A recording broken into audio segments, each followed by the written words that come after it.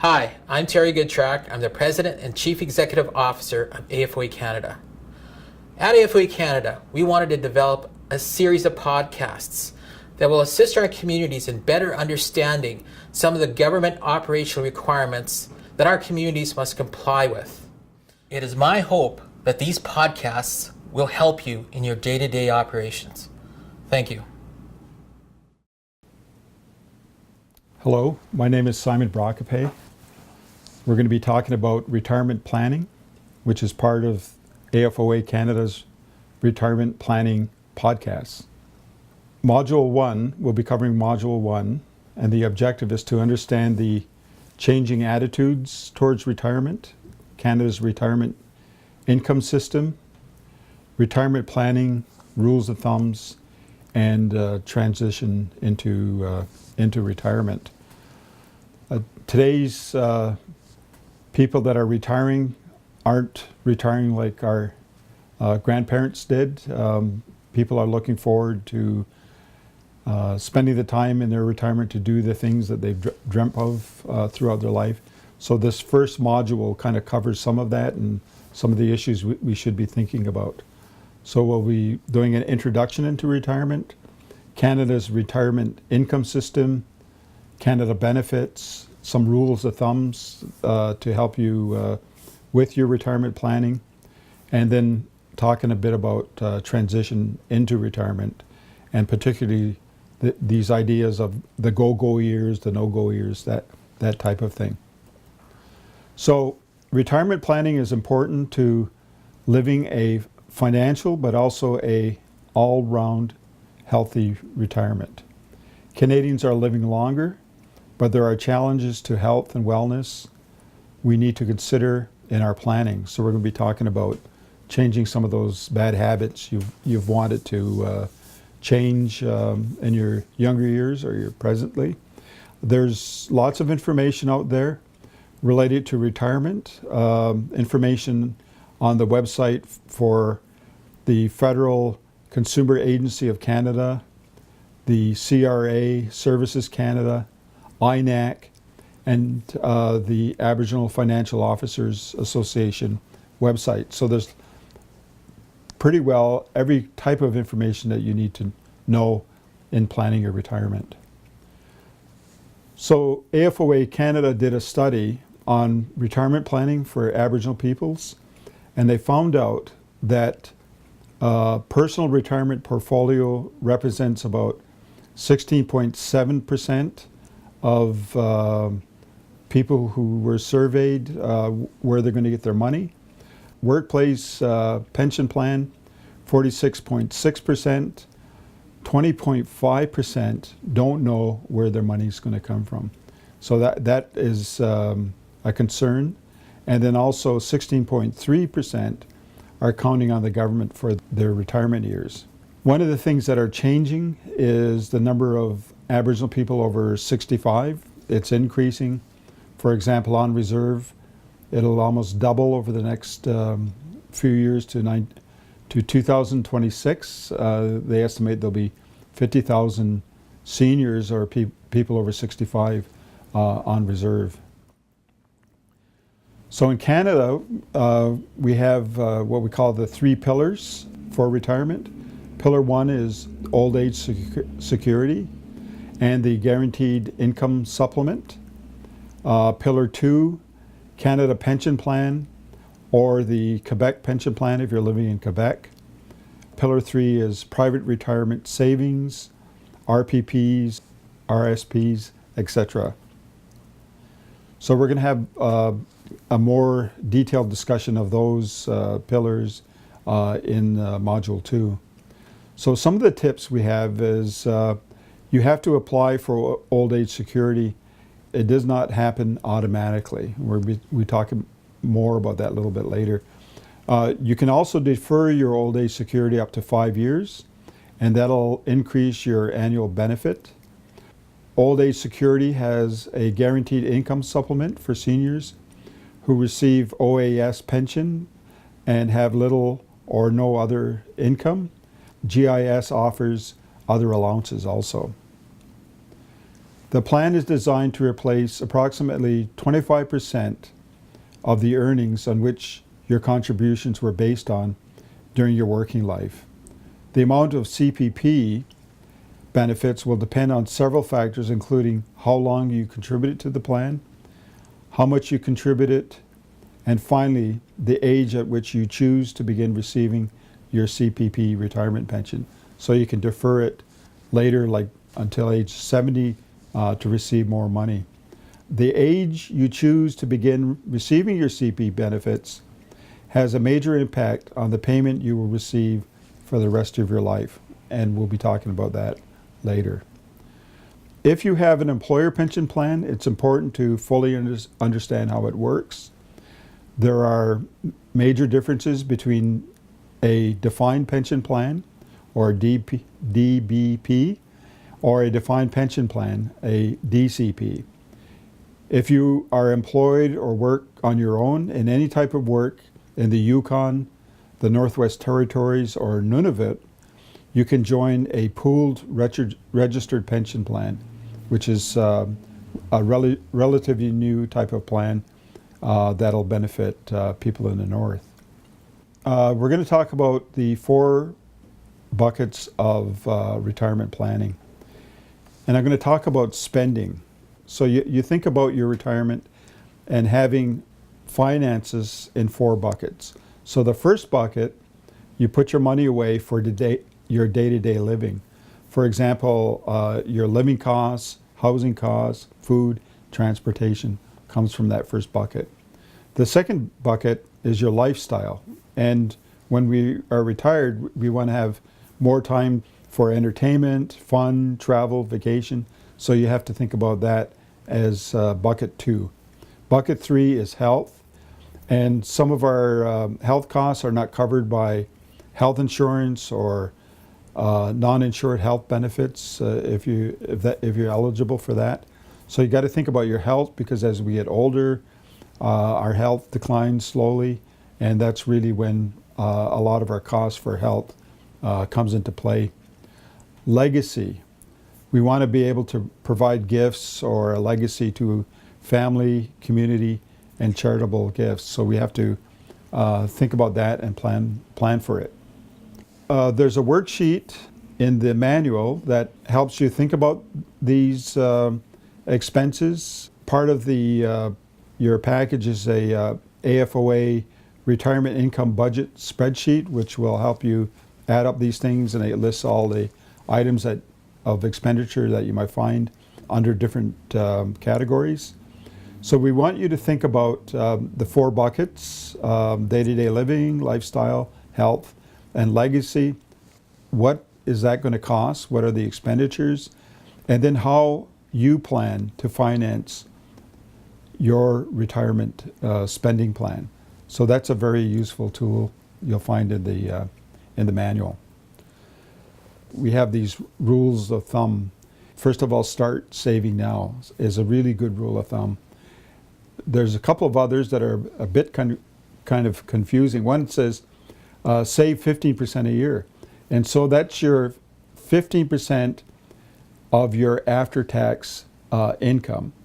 And if you're in your 30s or 40s, you should start thinking about doing that.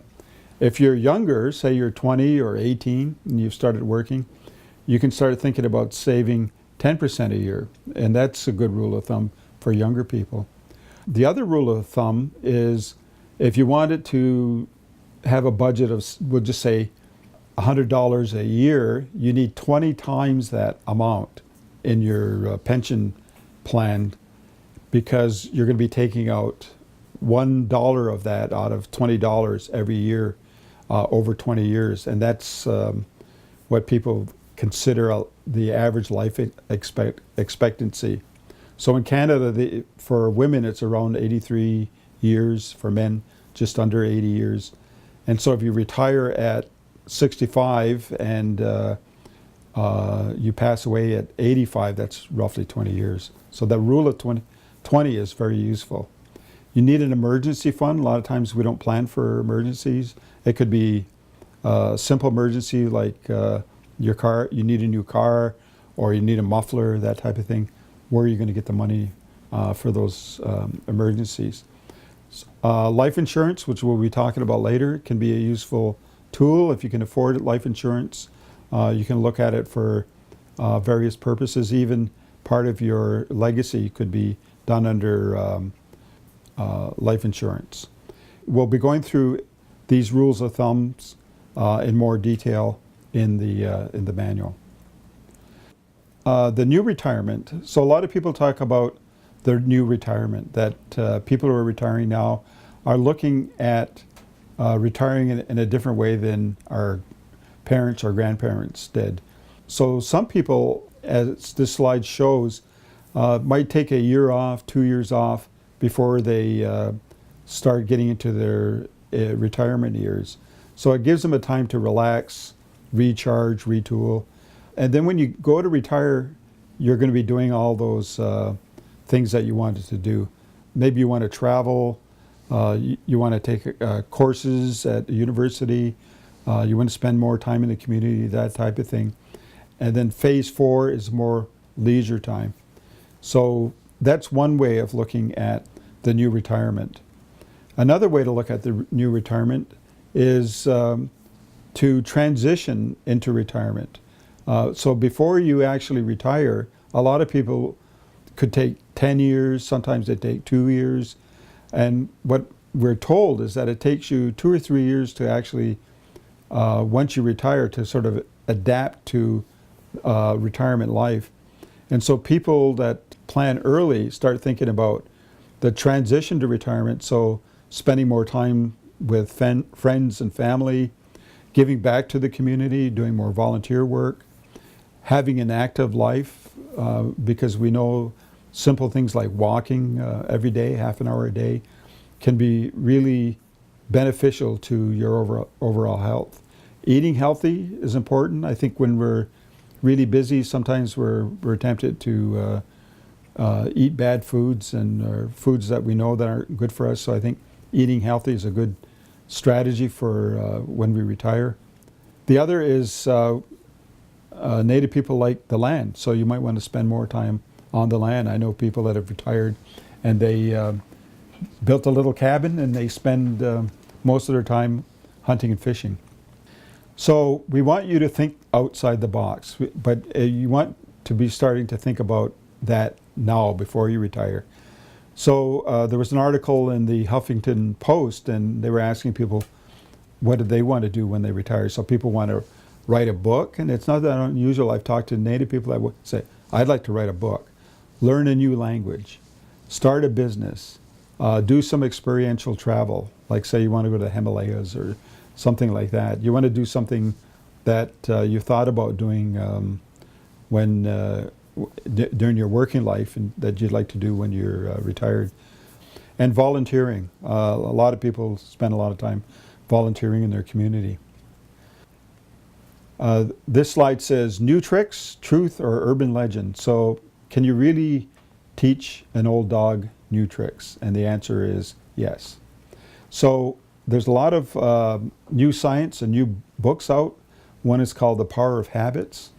And what they're saying, based on scientific research, is that we develop these habits slowly over time and they become habits. For example, smoking. You might want a cigarette if you get a little tired. It's going to give you a boost. So you get a little tired, you have a cigarette, it kind of wakes you up, and the reward is like you're awake. So you've got to be able to respond to that craving in a new way. So you get tired, and you replace that routine with another routine, like maybe tea or coffee. So instead of going out and having a cigarette, you say, okay, I'm going to have a coffee, and that's going to perk me up. So that gives you the same reward that a cigarette does, but it's more of a healthy choice. So there's quite a bit of research, as I say, and you're not going to change your habits overnight. We've got a few little tips. So cut yourself some slack. So habits are hard to break. Identify the underlying cause. So you have to think about the cause of these habits, All habits have a function. So deal with the real problem. What's the underlying reason for these habits? Write it down. Get yourself a buddy. I know a lot of people that smoke get themselves a let's stop smoking buddy, and that really helps. I think the family and social supports give you lots of help to change your habit. Give yourself enough time and allow for slips. So that's all excellent advice for changing your habit. This slide talks about the go-go years, the no-go years. Say you retire at 60, 65. There's a period in time that we call the go-go phase. And I remember my father, when he retired, he was hunting, fishing, he was busy all the time. And then there was a phase in his life where it was the slow go. So he had slowed down quite a bit. But toward the end of his life, it was the no-go. He was really at home for a couple of years. And all of that was wonderful because I was able to spend time with him and talk to him. But that's a good way to think about your retirement years in terms of phases. This is Module 2, Developing a Sound Financial Plan. So the objective of this module is to understand the importance of developing a sound financial plan, goal setting, which is critical, inflation, strategies for retirement, and we have some scenarios in your manual which you should look at, cash flow needs, banking needs, and documents that we need for day-to-day.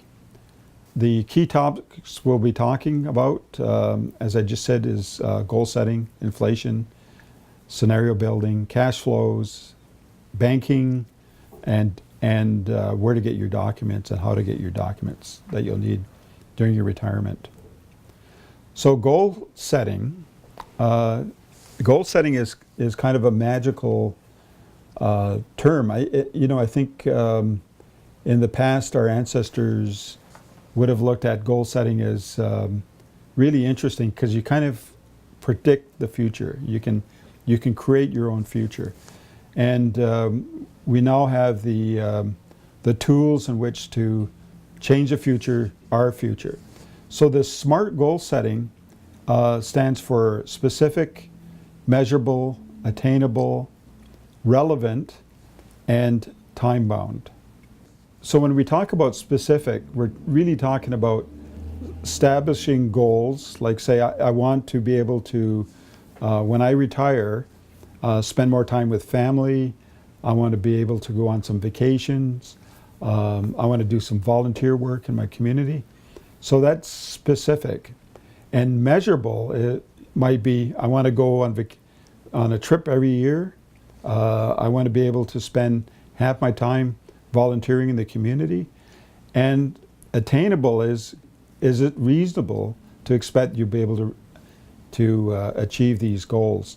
And is it relevant? Is it meaningful to you? And I think the whole thing around goal setting is it meaningful, and does it fit into your life goals, your dreams for your retirement, that makes it not only relevant, but makes your life meaningful in a sense that I want to achieve these goals because these are the things I want to do that I wasn't able to do when I was working. And time-based. So we talked about the various stages of retirement, and so I'm going to do all my traveling in my go-go years, and I want to spend more time with my grandchildren, my 50 grandchildren I'm going to have when I'm 80. So all those have implications for our health, spending, and our sort of whole wellness plan that we want to get into. I want to talk a little bit about inflation because it's something that we should be considering when we think about not only the budget but our income. So since the year 2000, the last 15 years, we've had relatively stable inflation. Inflation's gone up about 2% per year.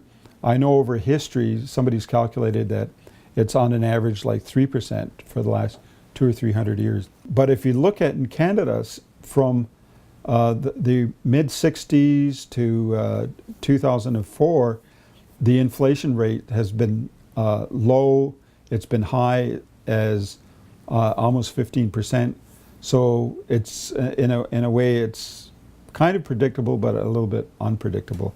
I think it's been more predictable than the last few years. Hopefully, the next 20 years it'll be just as predictable as it has been in the last decade and a half.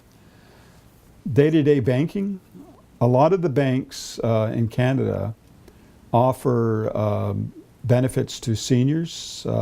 So some of the charges are waived if you're over 65, but a lot of these banks you have to go in and tell them, I'm now 65. Federal Consumer Agency of Canada has a calculator tool online that you can go to and you can look at if you're looking for a bank.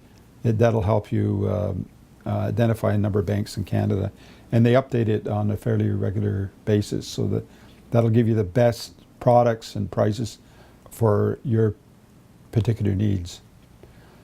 So identification is important. You're going to need things like a birth certificate, driver's license. You need a Canadian passport if you need one, if you're traveling outside the country.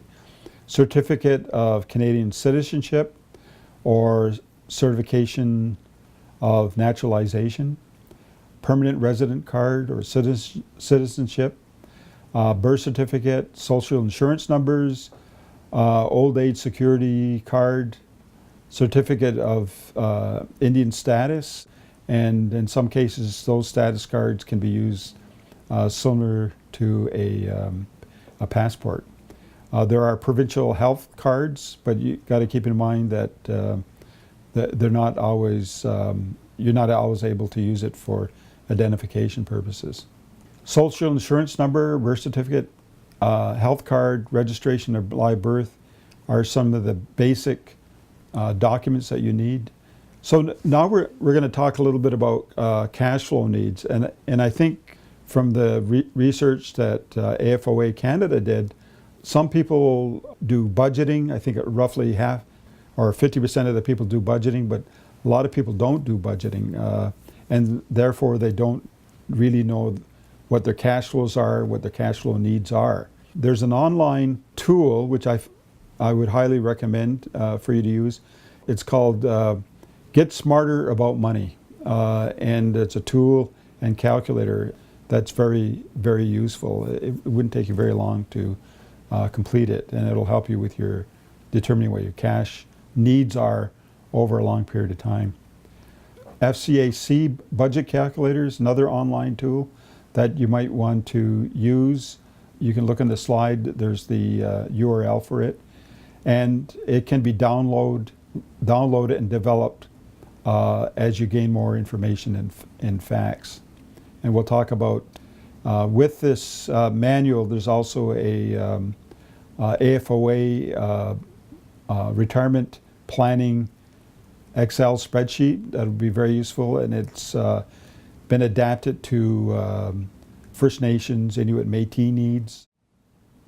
So the objective for Module 3 is to understand Canada's retirement income system and benefits, your portfolio investments, and child benefits for a successful retirement plan.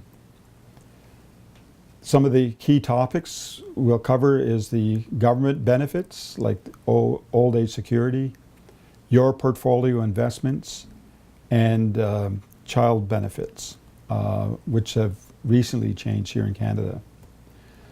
So plan your government pension carefully to maximize your benefits.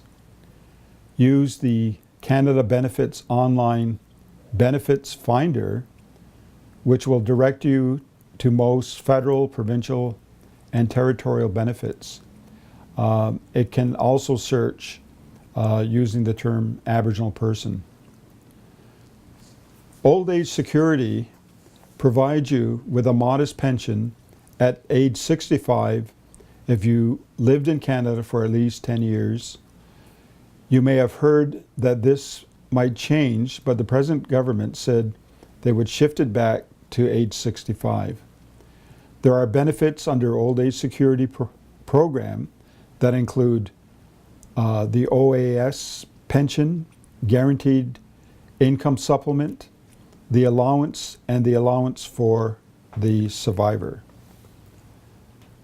So some of the details around OAS, it's a monthly payment available to most Canadians age 65 or over. Your employment history is not a factor in determining your eligibility. You do not need to be retired. You pay federal and provincial income tax on this pension. The amount of your OAS pension is determined by how long you've lived in Canada after the age of 18. Depending on your residency in Canada, you may qualify for a full or partial OAS pension. So there are 4 types of benefits available under Old Age Security Program. One is the OAS that we just talked about. The average monthly payment in October 2013 was $520. There's the Guaranteed Income Supplement, which is a monthly benefit available to seniors who receive an OAS pension and have little or no income. The average monthly payment in October 13 was $500 for single individuals. The allowance is a monthly benefit available to eligible low-income Canadians who are between the age 60 and 64 and have a spouse or common law partner who's receiving the GIS. And the average monthly payment is $433 per month. The allowance for the survivor, a monthly benefit available to eligible low-income Canadians who are between the age of 60 and 64 and are widows or widowers. And the average monthly payment is $641 per month. So this table just shows you some of the maximum amounts, the income cutoff, and the income level cutoff for top-ups. It's lots of details that you'll have to look at. And this information is in your manual and provides you more detailed information there. Just keep in mind that these change through time. I think this one is 2013. If you wish to start receiving your old age security pension at age 65, you apply for your pension right away, a month after you turn 64. So it's going to take you a good year to get the pension in place. The benefits do not necessarily begin automatically. You may have to apply for OAS benefits. Some of you may receive letters, but it's more common that people aren't receiving letters regarding your old age security. You can defer your OAS for a greater benefit later, which we'll talk about in a minute. The Canada Pension Plan operates throughout Canada except for Quebec. Quebec has the Quebec Pension Plan. The plan is designed to replace approximately 25% of the earnings on which your contributions were based on during your working life. The CPP retirement pension is a monthly benefit paid to those who have contributed to the Canada Pension Plan. All Canadians over the age of 18 who earn $3,500 or more per year have to pay into CPP, and the amount you pay depends on how much you earn. The average monthly payment in October 2013 was $534 among all beneficiaries and $594 among new beneficiaries age 65. And again, you have to apply for CPP. The amount of CPP depends on several factors, including how long you've contributed to the plan, how much you contributed, and finally, the age at which you choose to begin receiving your CPP. So if you wait until you're 70, you'll receive more. If you get it at age 60, you receive less. And we have a little table to help you understand that. So here's the table, financial impact of taking CPP benefits before or after age 65. In this table, at age 64, you would receive 32.4% less than you would receive at age 65. If you wait to your 70, you would receive 42% more than if you started at age 65. So you have to think about the benefits and your own financial needs. Immediate needs, if you need the money at age 60, of course you're going to take it. But if you don't need it, say you're working and you get enough pension and you can wait to 65 or 70 or any time in between, that would be your choice and your planning. There are other types of benefits that are available within CPP. The CPP post-retirement benefit is a cumulative monthly benefit paid to individuals who worked and made CPP contributions while receiving the CPP retirement pension. For example, CPP disability pension is a monthly benefit available to people who have made enough contributions to the CPP and whose disability prevents them from working at any job on a regular basis. A disability pension converts a CPP retirement pension to a CPP retirement pension at age 65. And the average monthly benefit in October 2013 was $855. There's a CPP survivor's benefit, and again, that's a monthly pension paid to a legal spouse or common law partner of a deceased contributor to the CPP. That average monthly benefit is $325. CPP death benefit is a one-time lump sum payment made to or on behalf of the estate of a deceased CPP contributor. The average one-time payment is $2,286. So we really have to be aware of these benefits and make sure that you benefit and apply to all these different types of benefits. So there's employer pension plans. You may have contributed to an employer-sponsored pension plan or a pooled registered pension plan. This retirement income will come on top of the benefits you receive from the Canada's public pension system. So the main two types of employer pensions are defined benefit pension plan or defined contribution pension plan. It's important to fully understand how pension plans work, and you'll probably need to speak, if you haven't, to people in human resources or your pension plan manager, or if you work in a union, you're a union representative.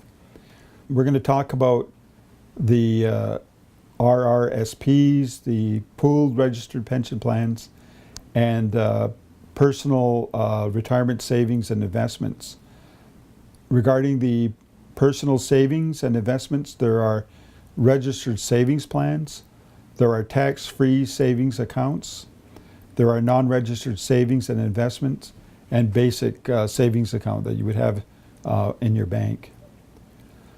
Registered retirement savings plans, there's a basic, which is an individual RRSP, self-directed RRSP, which a lot of people have, and there's also spousal or common law partner RRSPs that you may have taken out. The tax-free savings account is a registered saving plan where you can currently contribute to a maximum of $5,500 per year, plus any unused contribution room from previous years.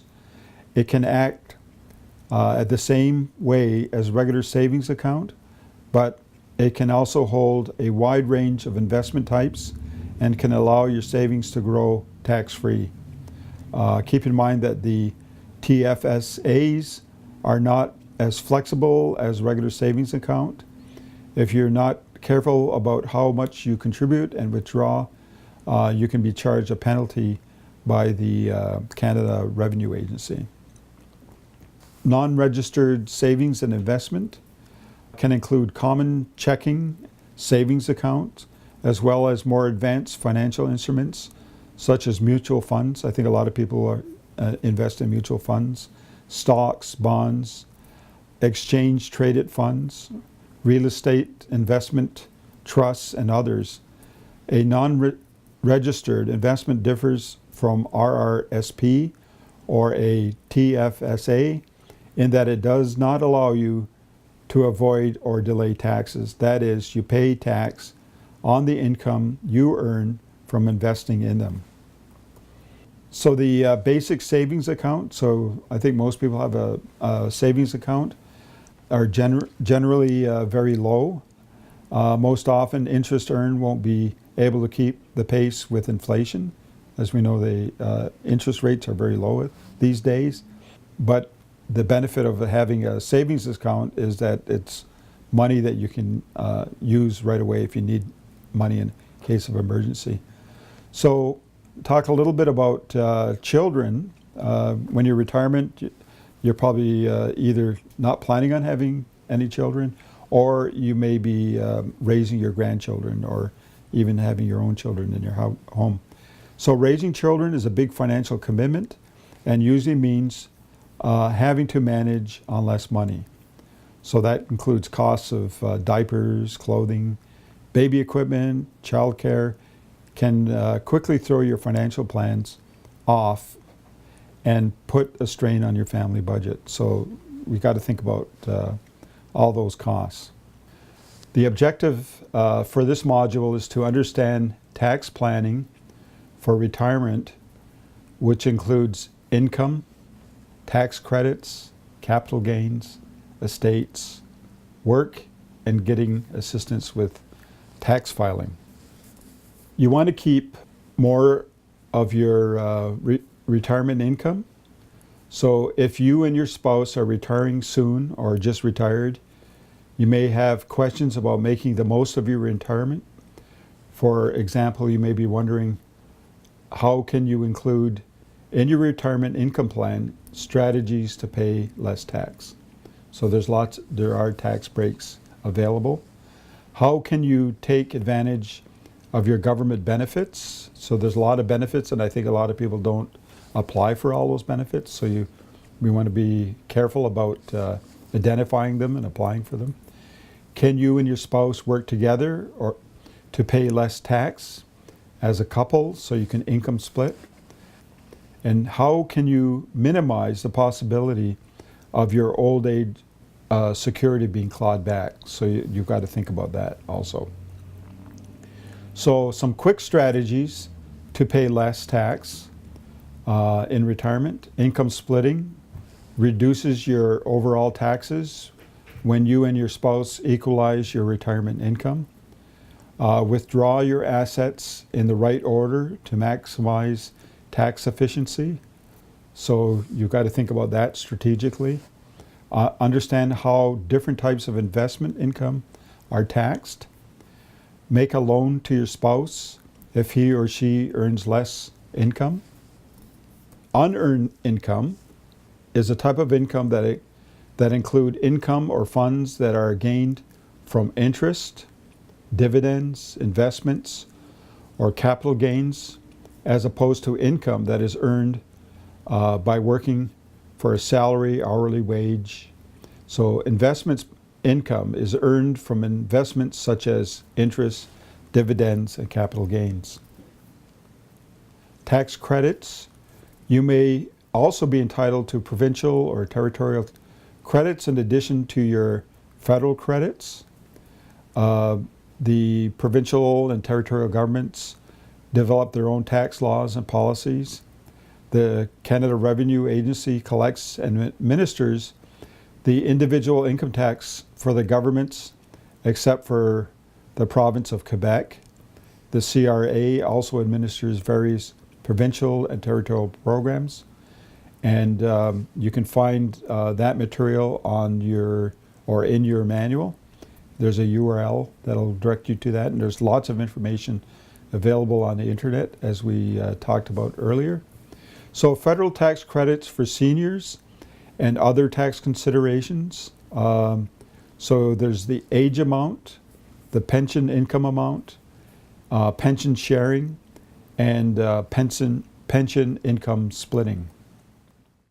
Other tax credits you might qualify for are medical expenses, so save all your receipts, disability tax credit, family giver amount, and don't forget to check for similar provincial or territorial tax credits that you might be eligible to claim. Reduction of old age security pension for higher income seniors. The OAS recovery tax is part of the Income Tax Act and requires all higher income pensioners to repay their OAS pension at a rate of 15% of their income above a certain threshold. So if your net income is less than $70,954 per year for 2013, and keep in mind that this changes, then there are no impact on your OAS pension. This is the case for the large majority of Canadian seniors. Those with a net income between $70,000 and $114,000 receive a reduced amount of OAS pension. So the recovery rate is 15% of the difference between your income and the OAS repayment threshold, $70,954. Assistance with tax filing. So the income tax filing is getting more and more complicated every year. So the CRA is offering an online course which provides you basic knowledge and understanding of Canada's income tax system to individuals who are not familiar with the system. And the URL is on the slide or in your manual. You can get assistance with filing your tax if you are a senior or have income below $30,000 for singles or $40,000 for families. And I know a lot of communities tax filing assistance is available. I think you just have to look for it. A lot of First Nations communities, people volunteer, and for the benefit of the entire community. So we're going to talk a little bit about capital gains. So capital gain or loss is a profit or loss that results from the sale of an asset, such as security or real estate. So one way in which people plan their retirement is they raised a family of 6 children, and they're going to retire to a smaller home. So they sell their home. There'll be a capital gain paid on that, and then you buy a smaller apartment or a smaller home. So capital gains is paid on security or real estate. So benefits of estate planning. Estate planning means arranging how you will leave your money and your property when you pass, and what you intend to leave for your spouse, children, or other family members. It may involve a variety of topics, which include writing your will and naming someone to be responsible for carrying out your wishes, deciding who will look after your children if you die while they are minors, distributing assets during your lifetime, arranging assets so that you will pay only the minimum of taxes necessary, arranging insurance to cover costs, provide for survivors, and pass on assets, arranging who will handle your affairs if you become unable to manage them yourself, and giving them some direction.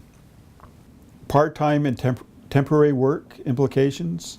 Working while collecting public pension benefits.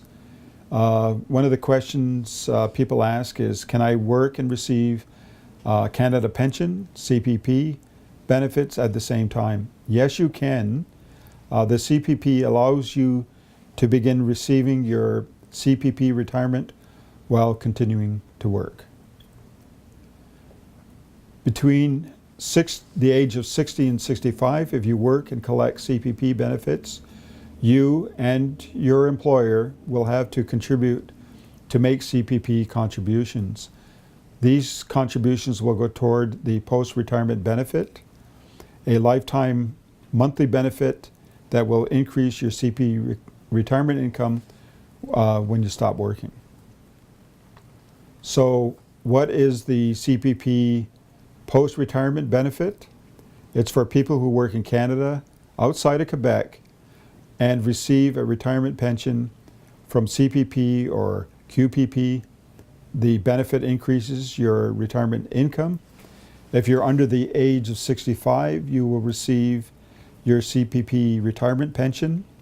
You and your employer will continue to make CPP contributions. If you're self-employed, you will contribute to both portions. And these contributions will go toward your post-retirement benefit. If you are at least age 65 but under 70, you will work while receiving your CPP pension. You can elect to stop making further CPP contributions to your post-retirement benefit. So I would suggest that you go to the Canada Revenue Agency website, because this is something you have to figure out and something you have to apply for. There'll be a form online for you to do so. So post-retirement benefit calculator includes all the benefits that you will receive. It's on the Service Canada website. There's a lot of useful information. The URL is on your PowerPoint presentation and in your manual. It's well worth looking into. The importance and implications of filing income taxes annually. Most common types of credits that may be claimed by seniors. So the reason why you need to file your income tax is because there's credits that you may apply for. So there's an age amount, there's a pension income amount, disability amount for yourself if you're eligible, amounts transferred from your spouse or common law partner, and medical expenses. So learning more about taxes. Learning more about taxes is a free online course designed for anyone who wants to learn about Canada's tax system.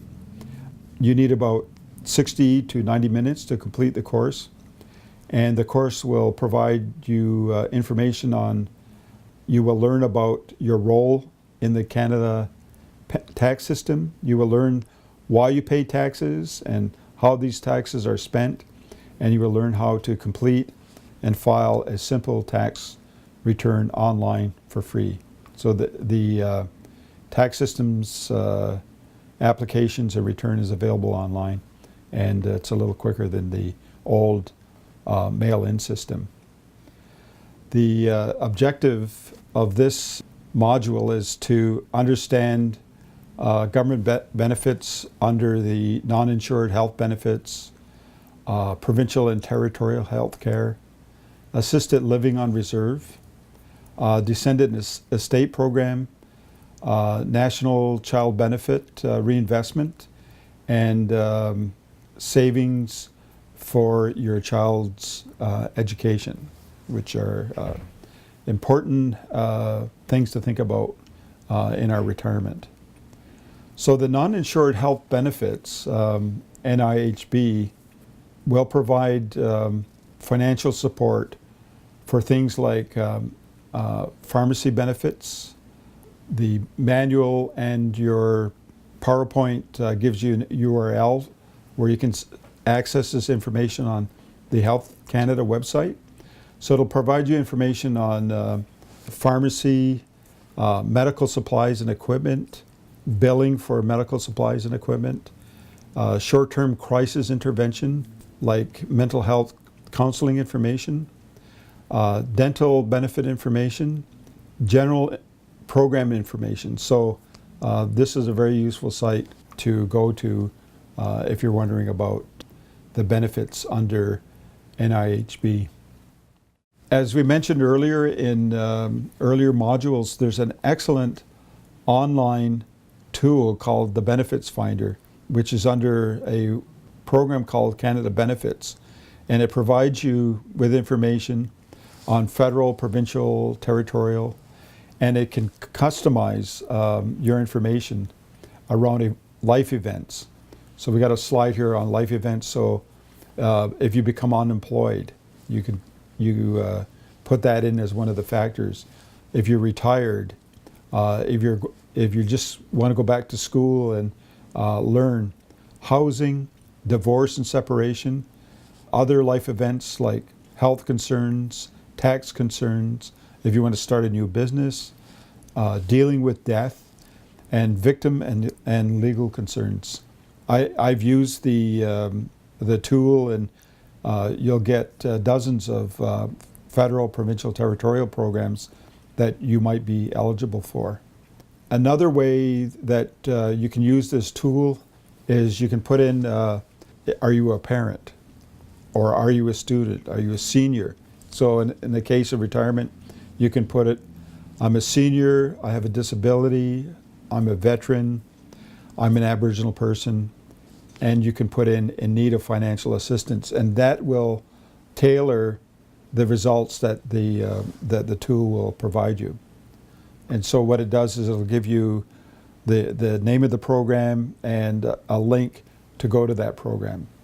Assisted Living on Reserve is an income dependent, residency-based program that provides funding to assist in non-medical social support services for seniors, adults with chronic illnesses, and children and adults with disabilities, both mental and physical, so that they can maintain functional independence and achieve greater self-reliance.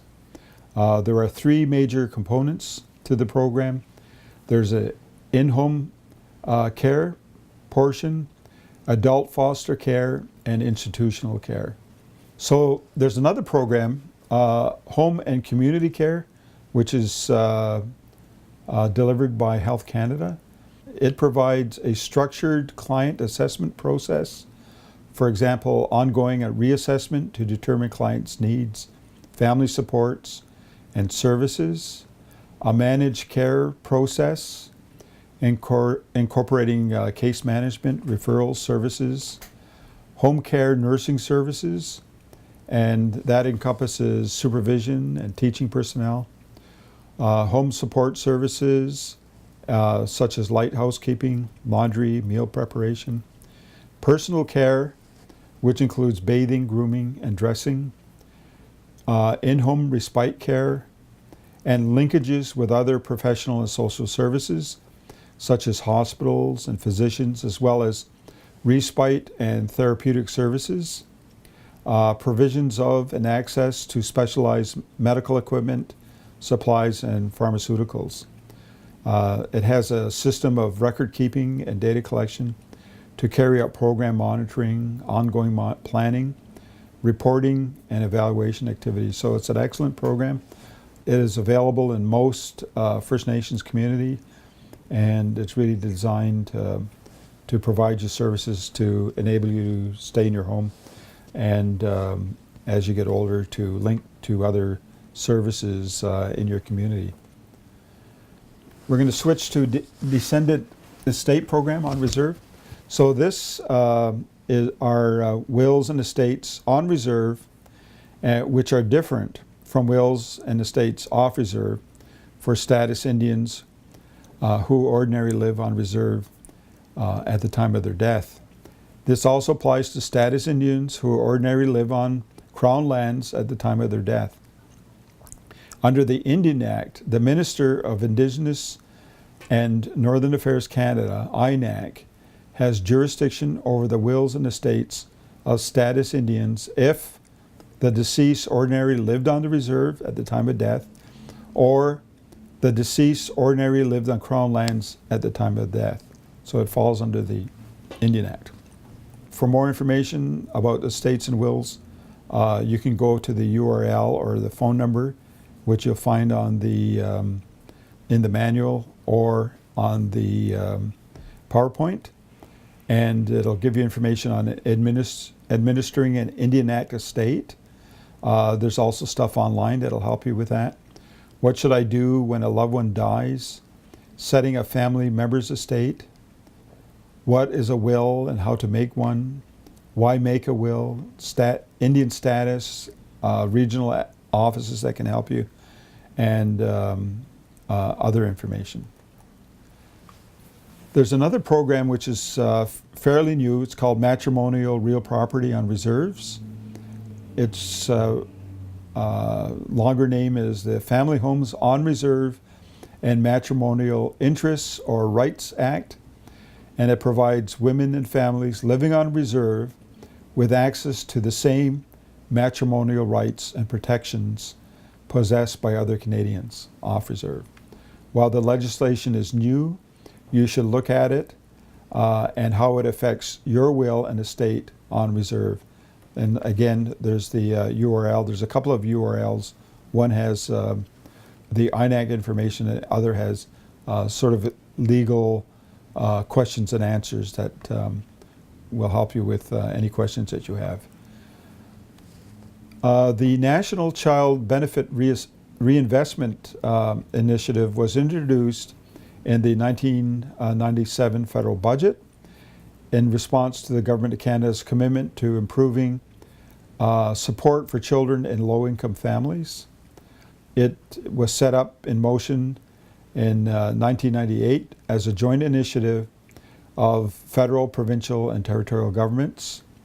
While the Government of Quebec agrees with the principles of the NCB, it did not take part in the development of this initiative. Quebec family policy is consistent with that of the CNB, and First Nations CNBR projects are operative on reserve in Quebec. So, I think actually Quebec may have been a leader in this area, investing in young children as a way to improve children's education outcomes and health outcomes in later years. The National Benefit Reinvestment is one component of a wider National Child Benefit Initiative, and it has two components that goes directly to individuals, the federal child tax benefit and the reinvestment component, the National Child Benefit Reinvestment, that provides community-based supports and services for children in low income families. And these programs are available on reserve. And the objective of this module is to understand how life insurance is an option in retirement to pay off things like debt, cover taxes, funeral expenses, and estate for beneficiaries. And there's other types of insurance available for other of your needs. The topics we'll cover will be life insurance, but also long-term care insurance for a spouse, which we'll talk about in a few minutes.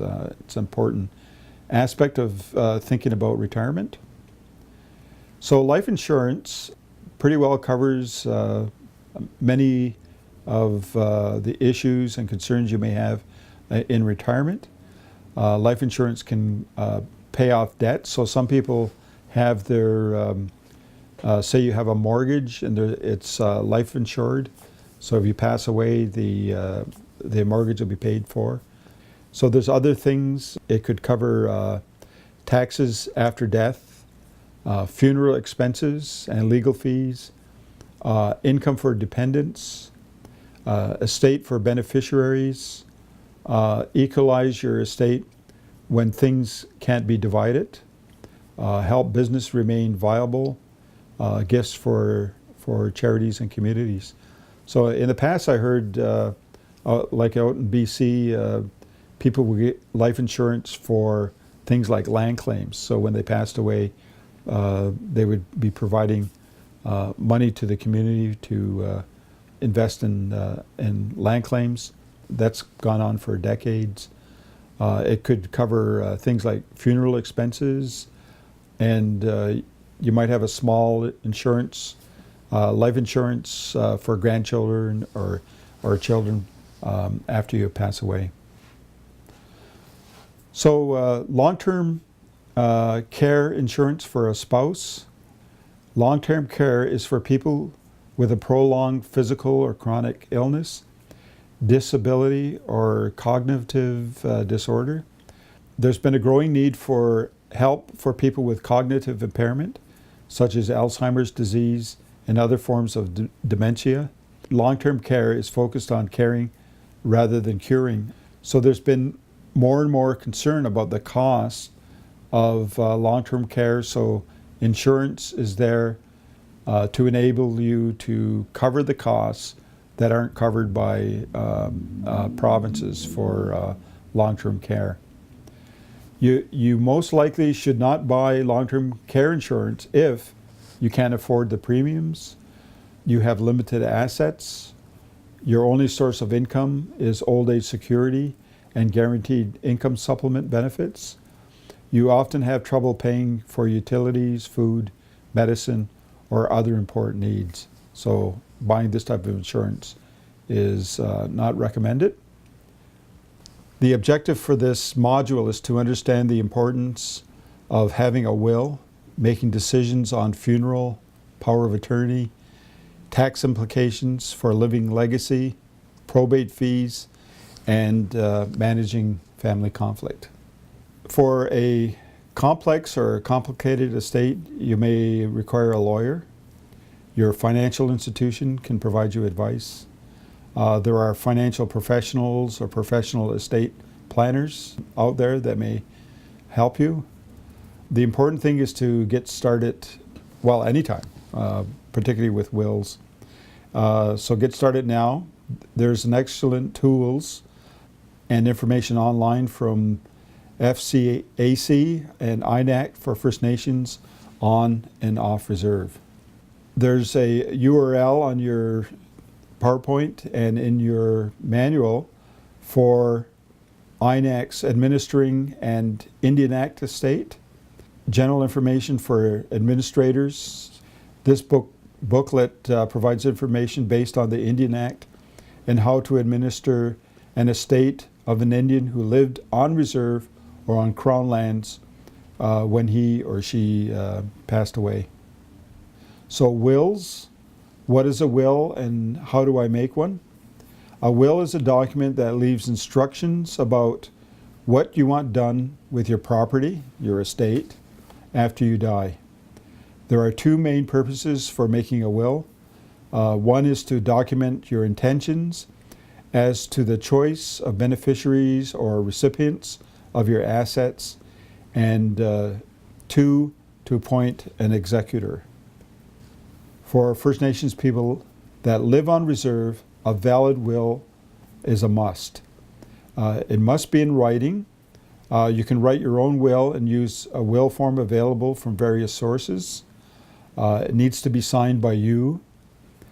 State your wishes with respect to disposing of your assets, and state what it takes effect after your death. A will may lessen the involvement of departmental officials in your private affairs, avoid delays in settling the estate, make the settlement of your estate a more personal matter, help avoid family conflicts by expressing your clear intentions, and protect any customs, traditions that should be passed on to your loved ones. So these are all the benefits of preparing a will. Some of the items that may assist you in preparing your will are a list of the full names and addresses of your beneficiaries, a list of all your assets, real or personal property. These may be assets that include commercial license, crops, animals, a list of all your debts and the location of your bank account and other assets, directions on the distribution of your assets, and a list of special items you wish to give to specific people, and name of someone that you want to be your executor. So that's the executor of your will. You need to appoint a power of attorney. A complete estate planning includes planning for possible illness, accident, or other disability that may leave you unable to manage your financial affairs or your personal medical care. A power of attorney for property is a legal document that empowers another person to manage your financial affairs during your lifetime. In some provinces and territories, it is now also possible to name a POA for personal care, which allows you to name someone to make decisions on your behalf concerning things like nutrition, shelter, clothing, consent for medical treatment or withholding treatment should you become incapable of doing so. In all cases, power of attorney arrangements terminate upon your death, at which time your will takes effect. Appointment of an executor. So the executor is someone or individuals or an estate professional, for example, a trust company, appointed in your will to administer your estate after your death. An executor is also responsible for carrying out other important duties, such as making funeral arrangements, applying to the court for probate, preparing financial returns, paying any outstanding taxes, and obtaining tax clearances from Canada Revenue Agency. You should select an executor with the right qualifications to carry out your wishes under your will. So you need to regularly review your will. So the will may change over time, so it's important to check it. You may wish to consider changing your will if, for example, there's a birth of a child, divorce, change of residence, death of someone mentioned in your will, or if you acquired a new valuable property. If you are governed by the Indian Act, are making changes without the assistance of a lawyer, you should always initial the changes or additions and have them witnessed on your will. So it's also important to store important documents in a secure location. So after you pass, someone's not looking all through your house for these important documents. If you choose to keep your original will, put it in a safe place, such as a safety deposit box, a fireproof box, a home safe, or a safe place at the band office. You should tell a family member, your executor, or someone you trust where your will is, and your final wishes can be carried out. Take these steps in knowing that your affairs are in order and can help ensure peace of mind for all concerned. I know a lot of children get under stress after someone passes because they're just not used to dealing with bureaucracies and all these forms. So anything you can do now will help later on. So funeral costs vary depending on type of funeral. There are several factors that influence the cost. At a minimum, the following: transporting a deceased person's body, completing and filling the registration of death, obtaining a burial or cremation permit. So in planning your funeral, the costs may be paid or partially paid in several ways. So you can go to a funeral home and have a prepaid plan. You pay in advance. You could have savings for a funeral. You could tell somebody that you've put money aside in your bank account for your funeral costs. You could do it by insurance. Some First Nations have policies related to funeral costs. For example, my First Nations contribute to the funeral costs on a regular basis. They may defray costs of a dignified funeral and burial for members of the regular or reserve forces. So you can look online to see if somebody's been in the armed forces, what benefits they may have regarding funeral and burial costs. So living legacy, so you want to be able to plan it so more money, not less money, may go to your loved ones. Without planning, it may cost more to settle your estate, especially if you have savings and property. Your survivors may pay more taxes and state fees than they would have if you don't properly plan your estate. Canada inheritance tax and information. What is inheritance tax? In Canada, there is no inheritance tax. Instead, the CRA treats the estate as a sale. Unless the estate is inherited by the surviving spouse or common law partner, where certain exceptions are possible. This means that the state pays the tax owed to the government rather than the beneficiaries paying. By the time the estate is settled, the beneficiaries should not have to worry about taxes. Is there a death tax in Canada? No. Canada does not have a death tax or an estate inheritance tax. In Canada, no inheritance tax is levied on beneficiaries. The estate pays any tax that is owed to the government. So how do Canadian inheritance tax laws work? When a person dies, their legal representative has to file a deceased tax return to the government. Any taxes owing from this tax return are taken from the estate before it can be settled. What are Canada's inheritance tax rates? There are no inheritance tax in Canada. All income earned by the deceased is taxed on the final return, as we just mentioned.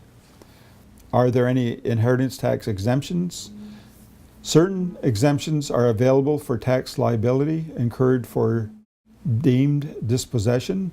These include principal residence exemption and the lifetime capital gains exemption. How do Canadian inheritance tax work if the estate is not inherited by a spouse or a common law partner? The deceased is considered to have sold all of his or her capital property for fair market value immediately prior to death. This includes, with certain exemptions, all the deceased person's non-registered assets, for example, personal belongings, cars, investments, business assets, etc. Probate fees. Probate fees by province. Probate is a legal proceeding where the will of a deceased person is validated by the courts. The fees vary from province to province, and in most cases, these fees are based on a percentage of the value of a estate. There's actually a table in the manual that gives you the current rates for provinces and territories. Assets excluded from probate. Certain assets held by the deceased are excluded from the estate for probate purposes. These normally include assets held in joint tenancy with rights of survivorships, insurance proceeds, and registered accounts. For example, RRSPs, RRIFs, with named beneficiaries. Managing family conflict. There are many reasons for family conflict over estates. During your estate planning process, if conflicts are anticipated or possible, you should consider ways to manage or circumvent conflicts. So some people attempt to give away a lot of their assets before they pass, and that's one way of avoiding conflict. Some people will give their desires known to family members before, so each family member will be aware of or know of what they're going to be receiving after the person passes away. So that's a couple of ways. So you have to think about your family and what works best under particular circumstances. Distributing your asset before and after death has its strengths and weaknesses. Conflicts are sometimes inevitable, fueled by grief, loss, and heartache. But I think planning is essential to minimize or reduce or eliminate family conflicts. We're going to talk a little bit about healing. And so in the Aboriginal community, we often talk about healing. And there's an important process that we all go through as part of healing. I think particularly after someone passes away. And that's the importance of talking. And I think that's one of the reasons why we have these feasts, family feasts, gatherings. And it's an opportunity for people to talk, to listen, to learn, and learn from each other, to bring families together. That brings them on a good healing path or a good way into the future, and to enable families to find some sort of balance after a loss of a family member. So I think it's important to keep in mind that there are processes that we all have used in the past that can make the grieving easier for everyone. There's a checklist for estate planning, and there's a checklist in the manual that you should have a look at, and there's also a checklist about estate planning on the Get Smarter About Money website. Again, we've talked about it earlier, but it's actually a very useful tool to assist you in your planning. There are some simple ways to manage your estate and reduce costs. The first one is leave a will. If you die without a will, your estate gets settled according to the laws of your province or territory. Any probate or legal fees that apply will be higher. And your loved ones might not get the money or assets you want to leave them. Naming beneficiaries is critical. When you buy life insurance or open a retirement savings plan, name the beneficiaries you want to get the money in the event of your death. You can name also a backup beneficiary in case of your first choice passing away before you do. You can reduce estate costs if you name a beneficiary, a spouse, or a common law partner, a dependent child under 18, a grandchild, or in some cases, a disabled adult child. So it's important to leave a will, name beneficiaries. There are some simple ways to manage your estate and reduce costs. Plan your funeral. You and your loved ones will have more peace of mind if you plan your funeral in advance. In most cases, there's no charge for this. You can describe the kind of funeral you would like. Sign papers so that you can donate your body organs to help someone, etc. Prepay your funeral. When you prepay, the money goes into a trust account or an insurance fund until your funeral. This lets you pay the costs on your own schedule rather than when their loved ones are dealing with your death. A couple more hints: plan your funeral, prepay your funeral.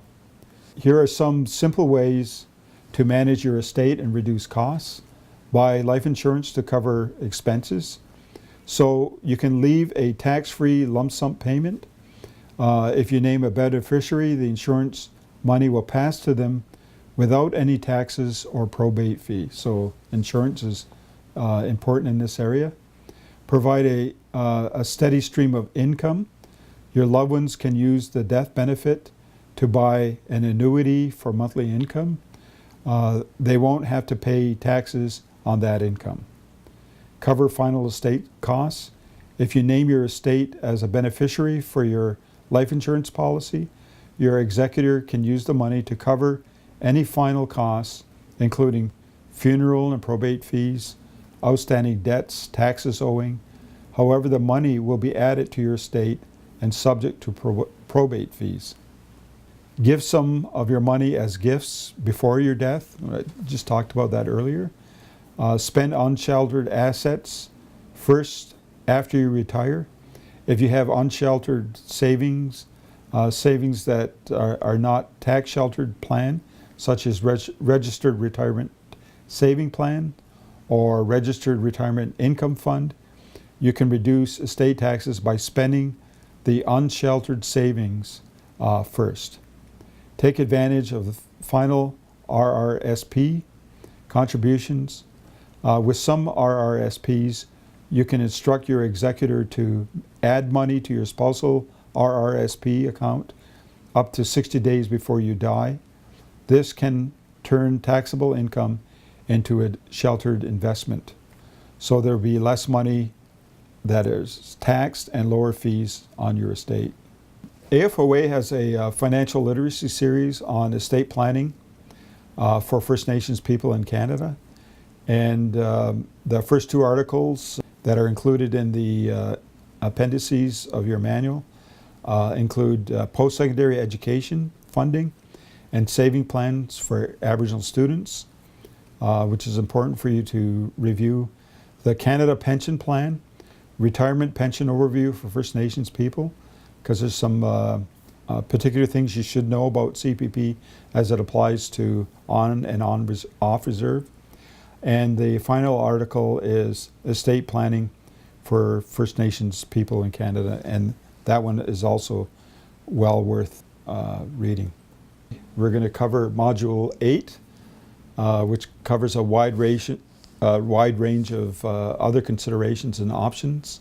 So the objective is to make you aware of the potential of fraud and abuse and planning for unexpected life events and choosing a financial planner or advisor. I think in today's world we have to become aware of ways to protect ourselves from fraud and abuse.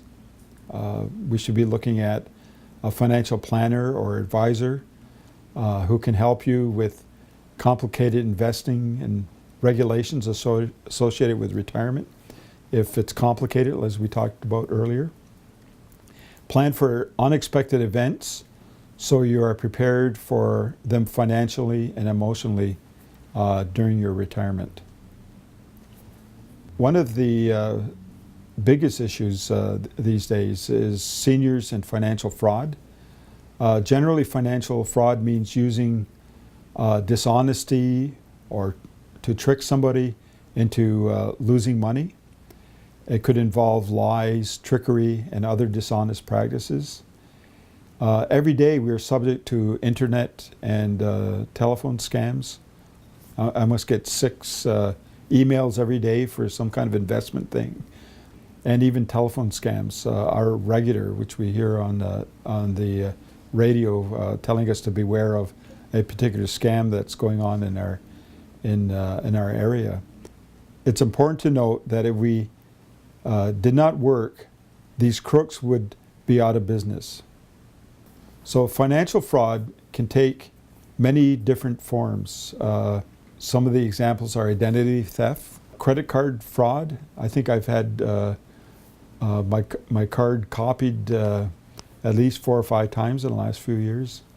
There's Ponzi schemes, fake lotteries, for example, fake contests offering cruises as a prize, share purchase schemes, bogus charities, the so-called Nigerian letter, request to use a bank account to get money out of a foreign country, internet scams, telephone scams. So there's scammers everywhere these days. So some common examples of financial abuse of seniors include misuse or theft of a senior's assets, property, or money, often from joint bank accounts or through improper use of the power of attorney, taking a senior's money or cashing their checks without their permission, forging a senior's signature or altering documents to get permission to assess or dispose of assets, monetary gifts that are involuntary, for example, gifts made under coercion, undue influence, or threats. So these are just some examples. Never give out your password for anything over the phone or on the internet. General tips to keep you avoiding becoming a victim of fraud. Keep important personal documents such as birth certificate, social insurance number, your passport in a safe and secure place. Don't carry them around with you if you don't need them. Never give out your personal information, such as credit card, bank account number, or social insurance number over the phone, at the door, or online, unless you know the person or trust the person. So there's all kinds of ways of scamming you to get this information. Choosing a financial planner. If you have investments, investing can be complicated. Sometimes you can talk to your bank if your investment is within a bank, but you may want to talk to a financial planner. Many people simply do not have the time to acquire the knowledge and confidence needed to invest effectively on their own. A financial planner or advisor can help you. How do you choose a financial planner? So the term financial planner and financial advisor are used very broadly. In fact, anyone outside the province of Quebec can call themselves a financial planner or advisor. What sets some apart are their education and training and the qualifications that they hold. By law, sellers of mutual funds, stocks, and bonds must complete training and be registered with a provincial or territorial regulator. You can check that the advisor or firm you are considering is registered, and you can find out what kind of registration they hold. Simply visit the Canadian Securities Administrators or CSA website and use the National Registrant Search. It includes the names of all individuals and firms registered in Canada. And you're also interested in past disciplinary action. You can check whether an advisor or firm has been subject to disciplinary action in the past by visiting the website. And we have the URL in your manual for the Investment Industry Regulatory Organization of Canada. You can also check things on the Canadian Securities Administration. They have a list of disciplined persons. There's a Mutual Fund Dealers Association of Canada. If an advisor is licensed primarily to sell mutual funds, this organization is a self-regulating body, and you can do a search on there for current and past disciplinary hearings. Investing on your own may be an option if you are confident about investing knowledge and have the time to follow developments in the financial market. If you are new to investing, it's probably better to work with an advisor. And the FCAC has an excellent webpage on investing on your own, and the URL is in your manual. We have a list of average fees, just to give you an idea of what an advisor costs. It's done on a percentage basis, so the more money you have, the less you pay percentage-wise, and that's worth looking at, just to give you an idea of the costs you might incur depending on your income. So protecting Canada's seniors. Increasingly, the financial literacy of seniors is important to prepare them for the financial challenges that lie ahead, advance their overall well-being, and benefit the economy as a whole.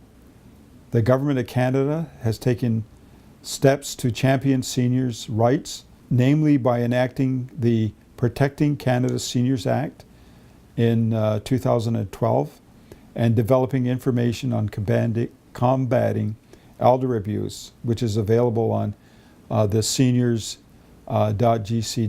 website. It has also developed a series of materials to help near seniors plan for retirement and current seniors manage their finances during retirement. You can look on the Financial Consumer Agency of Canada's website. They have information on planning your retirement, living in retirement, and a lot of other information. So, unexpected events. We want to prepare you for financial and personal events that may be unexpected. The 4 buckets of retirement helps you prepare financially for unexpected events during retirement, which we covered in the first module. There's a partial list of life events that you should think about. One could be unemployment, retirement, learning, going back to school, housing, divorce or separation, health concerns, tax concerns, starting a business, dealing with death, and victim and legal concerns. So these are all events that may happen in your lifetime, and you may want to have some plans to prepare for it. Best luck in planning your retirement and in your retirement. Miigwech.